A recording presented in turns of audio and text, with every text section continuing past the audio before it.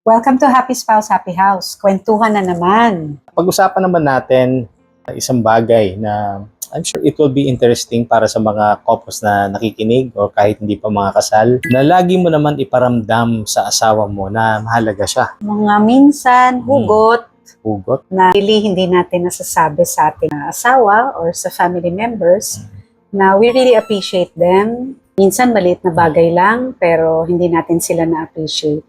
Minsan naman sinasabi nila, mabuti pa nung nanliligaw ka. Di ba, love? Halos magkapalit na raw kayo ng muka sa sobrang follow-up mo sa kanya nung nanliligaw ka pa. Paano naman daw kung katulad ngayon, let's say for many years na po kayong mag-asawa, tinatanong na lang daw, pauwi na, anong ulam? Ay. Hindi naman mali, di ba? Siyempre, pero Baka kasi nagugutom naman yung asawa. Tama. tama naman. Pero ngayon, we will discuss the importance talaga po, no? Even in the littlest of things, na we have to show love, respect sa araw-araw na pamumuhay natin, especially dito sa journey ng marriage. Yeah. Siguro ang karamihan sa mga nakikinig ngayon, di ba, naalala nyo, bago pa kayo na mag-asawa. Doon sa mga bata pa na nakaabot na may mga text, Oo. may cellphone na, no? Kasi nung panahon namin, wala pa talaga eh. Mahirap, walang real-time na mga updates. So anyway, ngayon, mga mas nakakabata, di ba, na tinetext, good morning, ingat, God bless you, nagagawa yon. But ngayon, yung mga text messages na halos parang, sarcastic. Oo, pauwi ka na ba? Tapos ang sagot, IDK, yung pinsan abbreviation na lang. O kaya sinasabi, ano ba yung ulam mo? Yun nga, Oo. yata yung sinabi mo kanina. Oo.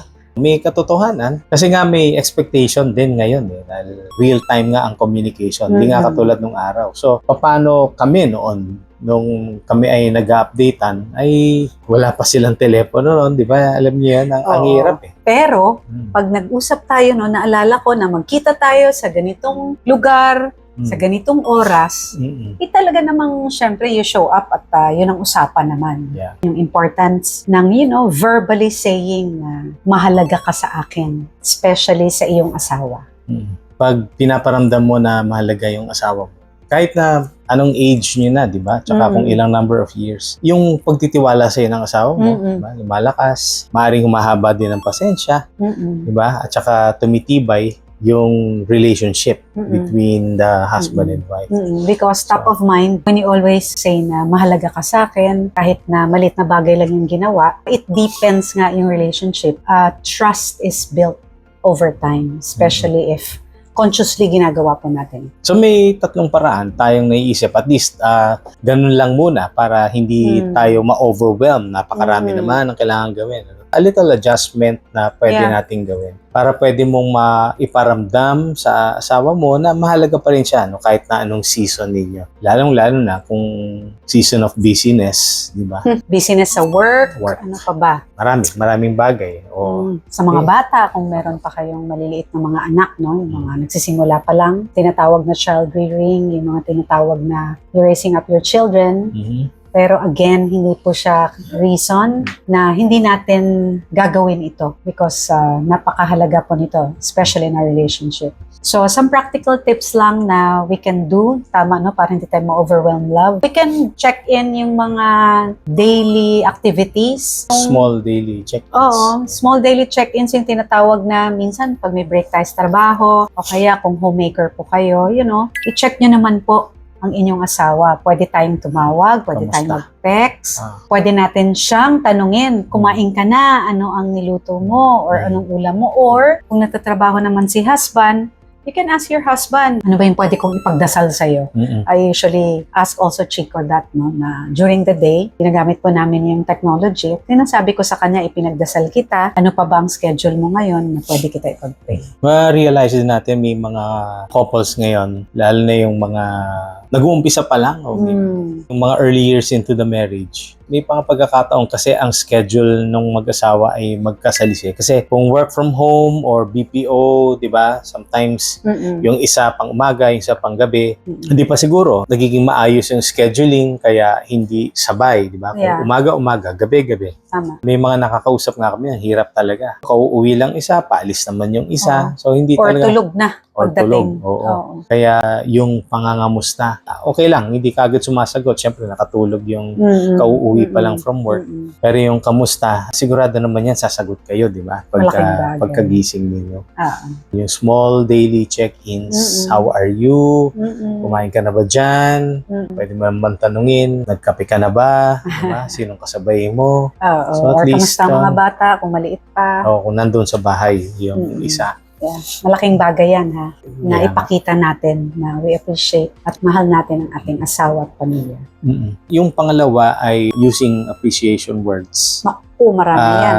Sabihin mo naman kung ano yung na-appreciate mo sa kanya, di ba? Halimbawa, uy, ang sarap ng niluto mo na breakfast. O kaya, salamat na gumising ka ng maaga kahit na napagod ka sa trabaho mo para asikasuhin kaming lahat. Yan, malaking bagay po yan. Paramdam. Oo. Kaya yung sineselebrate mo rin yung breakthrough sa work, di ba? Sabihin mo naman, yung galing mo naman just work mo na yan. Very good. Good job. Dahil hindi naman kayo nagko-compete, di ba? Hindi naman kawalan para sa mga husbands na kung let's say, na-promote yung wife mo, di celebrate mo. Tapos, syempre kasama sa promotion ay merong increase. Let's say si husband ay wala pa talagang increase or promotion, edi secure ka lang. And then I'm sure, di ba, yung wife mo naman, if that is you, will also celebrate the whatever na yung Milestone. Season nyo. May milestone yan para sa inyong dalawa. Basta in marriage, magkakampi kayo palagi. Kaya hindi lang maging secure, tulungan, yung promotion ng isa, promotion yan ng lahat. Yan. So iparamdam natin na mahalaga din yan na-appreciate. Kasi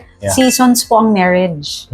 Minsan, si wife yung natatrabaho muna for some reason. Si husband, for example, naiwan dito sa Pilipinas, may opportunity si wife, pero it's just for a season. Maganda na magplano, pero ang kagandahan din is you appreciate that. Hindi yung, ay kasi ganito, ganon, hindi. Iparamdam natin sa kanila na mahalaga sila sa atin, appreciate natin yan. So, you appreciate them with words. Lastly, acts of service. Yan, ang halaga yan sa akin.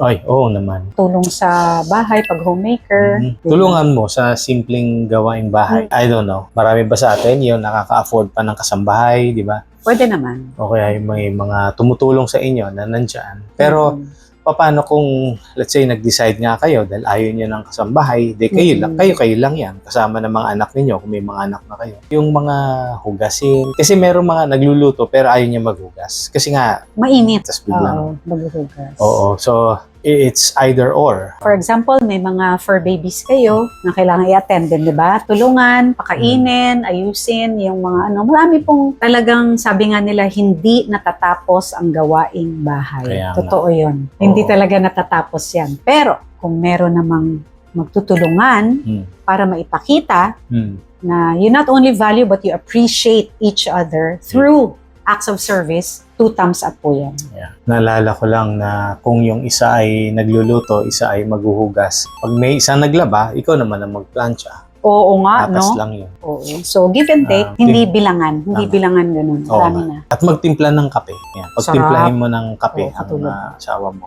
Sarap. Para magising din siya sa umaga, di ba? Pagka may hinahanda. Oo. Ba, ang galing nun, ano? Pagka gising mo, naunahan ka pa ng asawa mo, kala mo tulog siya. Tapos sasabihin sa'yo, love, nakahain na. Oo nga. Salamat. Ayan, ano? Kaya ang challenge natin sa inyo, hindi lang ngayon, but siyempre araw-araw, na bago matapos ang araw, ang linggo, diba, gawin mo na kahit isa doon sa 3 nabanggit namin na bagay, o kaya baka may maisip pa kayong iba, di okay lang, di dagdag ninyo. Pwedeng sundin nyo itong 3, pwedeng hindi. Or magawa kayo ng unique.